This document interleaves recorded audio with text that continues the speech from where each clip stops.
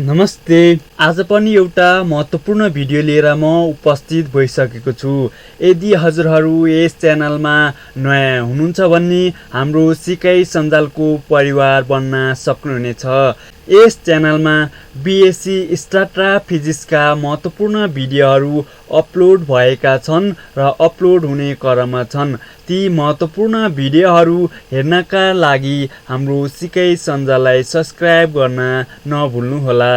आज रहेको छ B.sc सेकेन्ड इयरको प्रोबेबिलिटी इन फ्रेन्च आईको एउटा महत्त्वपूर्ण क्वेसन रहेको छ। आज रहेको छ mode of the geometric distribution. Mode of the geometric distribution कसरी निकाल्न सकिन्छ भन्ने कुरा म बताउन गइरहेको छु। अब mode is the value of the variable x for which the geometric probability function px is equal to qx p is the maximum. So the mode is the solution of the d by dp px is equal to 0 र d square dp को square dpx less than 0। अब रहेको छ यो हाम्रो geometric distribution भनेको के हो? प्रोबेबिलिटी मास फंक्सन रहेको छ। Probability mass function px is equal to के रहेको छ? qxp रहेको छ। अब हामीलाई mode of the geometric distribution निकाल्नका लागि प्रोबेबिलिटी मास फंक्सनलाई फर डिफरेन्शियल गरेर इक्वल टू 0 गरे भने के आउँछ? हाम्रो मोड आउँछ। यदि डबल डिफरेन्शियल गर्यो भने हाम्रो के हुन्छ? यो जहिले पनि लेस देन 0 हुन्छ। यदि लेस देन 0 भइदियो भने त्यो केसमा हाम्रो के हुन्छ? मोड हुँदैन। त्यसैले हाम्रो दिएको प्रोबेबिलिटी फंक्सनलाई फर डिफरेन्शियल गर्ने र त्यसलाई इक्वेट के गर्ने? 0 गर्ने। त्यो गरेपछि के आउँछ? हाम्रो मोड आउँछ। अब हामीलाई mode of the geometric distribution कसरी निकाल्न सकिन्छ भन्ने कुरा म बताउँदै छु। अब हाम्रो के रहेको छ? मोड निकाल्नका लागि d by dp px is equal to 0 रहेको छ। अब हाम्रो px कति रहेको छ? जियोमेट्रिक डिस्ट्रिब्युसनको px भनेको कति रहेको छ? q को पावरमा x p रहेको छ। अब हामीले के गर्ने? px को ठाउँमा हामीले q को पावरमा x र p ल्याएर पुट गर्ने।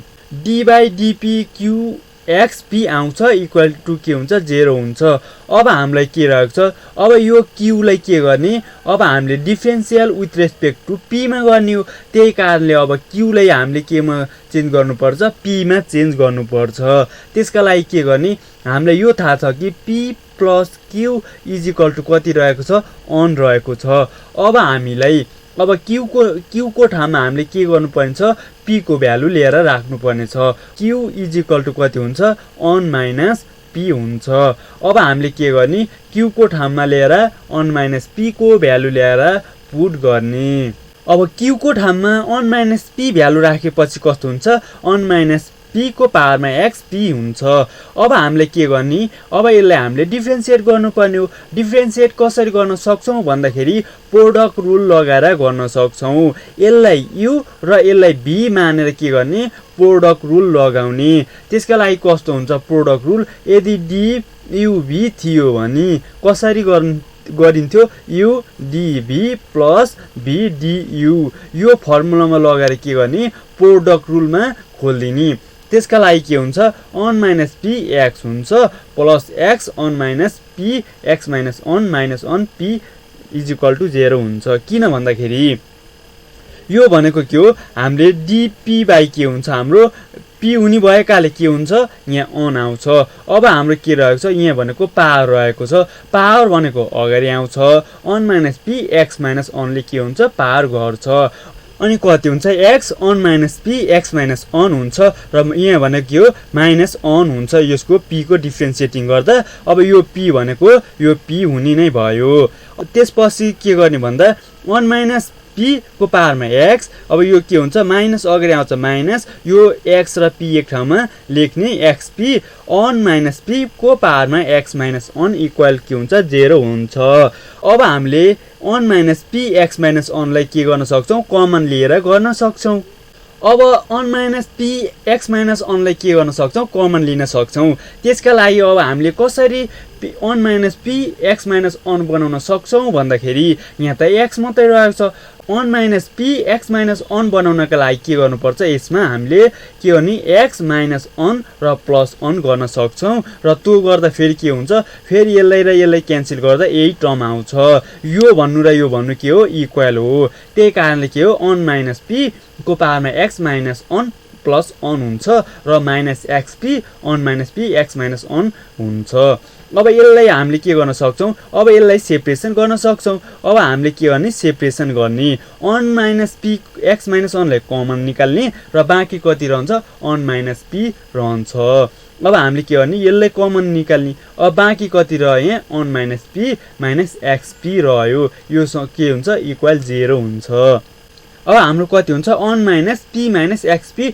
इक्वल के हुन्छ 0 हुन्छ अब यसलाई हामीले सल्भ गर्दा कस्तो हुन्छ पी कमन लिएर अन प्लस एक्स इक्वल के हुन्छ अन हुन्छ र हामीले पी भनेको कति हो अन बाई कति आयो अन प्लस एक्स आयो यो नै के हो हाम्रो मुड हो यो नै के हो हाम्रो फर्स्ट डिफरेन्सियललाई हामीले के गर्ने इक्वल 0 गऱ्यौँ भने हाम्रो मुड आउँछ अब हामीलाई अब डबल डिफरेन्सिएट गर्दा कस्तो हुन्छ भन्दाखेरि हाम्रो लेस देन आउँछ अब के गर्ने यसलाई डिफरेन्सिएटिङ गर्दा के हुन्छ यो भनेको अगाडि आउँछ on minus p x minus n आउने भयो अब हामीले के गर्ने यसलाई हामीले यु मान्ने यतिलाई हामीले के गर्ने भी मानेर प्रोडक्ट रुल लगाएर डिफरेन्सिएटिङ गर्न सक्छौँ डिफरेन्सिएटिङ गर्ने अब डिफरेन्सिएटिङ गरिसकेपछि के आउँछ हाम्रो minus x on minus p x minus n आउँछ र हामीले के गर्ने माइनसले खोलिदिने यहाँ के हुन्छ यहाँ के हुन्छ माइनस अन छ यो फेरि माइनस हुन्छ अब माइनस र माइनस फेरि गर्दा के हुन्छ प्लस हुने भयो